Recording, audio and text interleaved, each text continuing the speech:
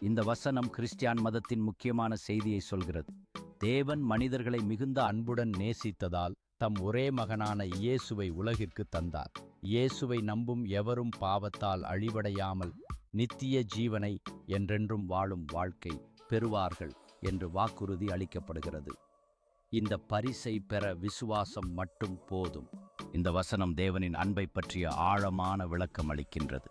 இயேசுவின் விசுவாசம் மனிதர்களுக்கு நித்திய ஜீவனை கொடுக்குமாறு உறுதியாக கூறப்படுகிறது.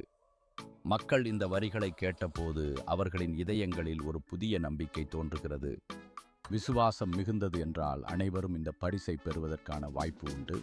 இயேசுவின் பரிசில் நம்பிக்கை வைப்பதன் மூலம் அங்கு அழிவடையாமல் இனிய வாழ்க்கைக்கு ஏற்ப நம் வழி பிரதிபலிக்கின்றது.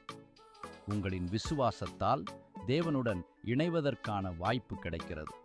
இந்நிலையில் இயேசுவின் திரும்பவும் வருகையை எதிர்பார்க்கும் மக்களின் மனங்களை ஆரோக்கியமான எதிர்காலத்திற்காக முன் சேர்க்கிறது.